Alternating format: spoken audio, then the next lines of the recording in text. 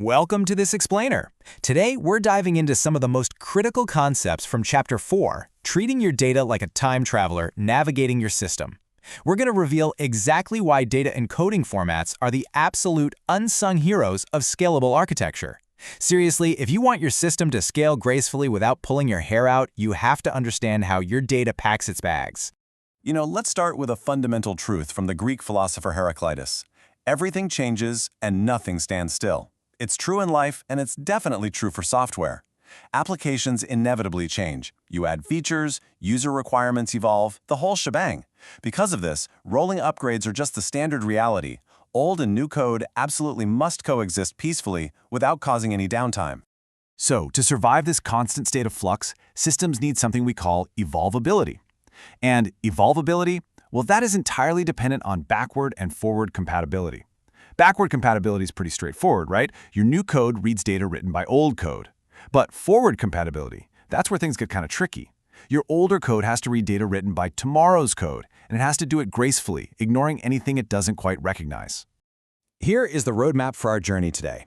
We'll cover adapting to inevitable change, the languages of data, the power of binary encoding, mastering schema evolution, and finally, how data actually flows between processes. Okay, Section 1, Adapting to Inevitable Change, Building for Tomorrow. Moving right along to Section 2, The Languages of Data, Textual Formats and Their Flaws. As we established, a change to an application almost always requires a change to the data it stores. So what languages can our data actually speak? Well, let's just toss out language-specific encodings like Java's built-in serialization right off the bat. They basically tie you down forever and are notorious for major security flaws. That leaves us with standardized formats. Now, JSON, XML are everywhere, but they really struggle with bloated sizes and kind of ambiguous number encodings. And CSV? It completely lacks the schema. That makes it incredibly fragile if you're trying to communicate across a complex system.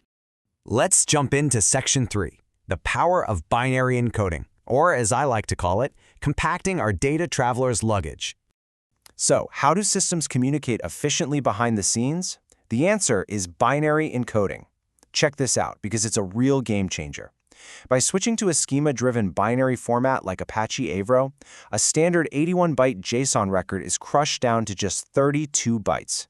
That is a massive, massive win for both your network and your storage costs at scale. Now, you might be wondering, how is that compression even possible? Well, textual formats waste a massive amount of space by constantly repeating field names, things like username or favorite number, in literally every single record you send. Binary encodings are smarter. They use schemas to completely strip that redundant metadata out. You are only sending the densely packed values. Think about the middle ground for a second. Even if you use a binary variant of JSON, like MessagePack, it really only offers a superficial size reduction, bringing our payload down to 66 bytes. Why? Because it still includes all those redundant field names. True efficiency absolutely requires abandoning inline field names altogether. All right, Section 4, Mastering Schema Evolution, the secret to time travel. We know we need schemas for efficiency, but how do they handle the passage of time without confusing past and future versions? Technologies like protocol buffers and thrift solve this beautifully using what we call field tags.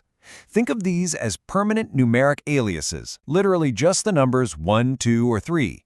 The binary payload only uses these numbers, never the actual field names. This is the absolute secret to backward and forward compatibility. You can safely rename a field in your code and the underlying data doesn't care at all.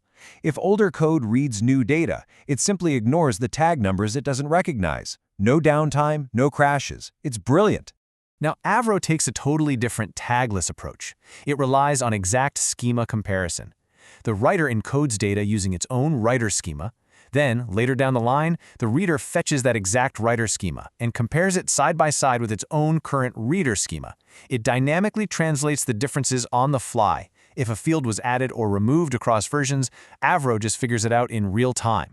It's an incredibly elegant way to ensure your old and new systems communicate flawlessly, which really makes schema evolution feel like actual time travel. Let's bring it home with Section 5, How Data Flows Between Processes, the 3 vehicles. So, we have our compact, time-traveling data all packed up. But how does it actually get around?